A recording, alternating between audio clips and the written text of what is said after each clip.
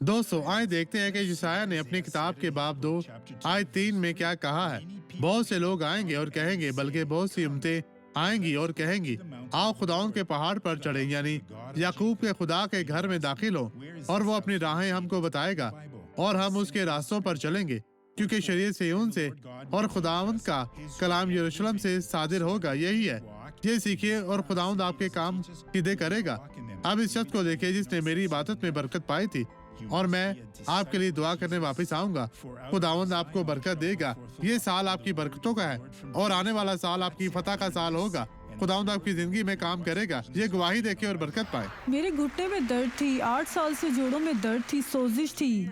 2 साल 8 साल से 8 साल से जोड़ों की दोनों दर्द और घुटनों सोजिश में। थी, और अब मैं अब ठीक हूँ। देखे भाइयों, इस लड़की को देखे। यीशु अब मामूल के मुताबिक काम करता है। चलती रहे, चलती रहे, चलती रहे।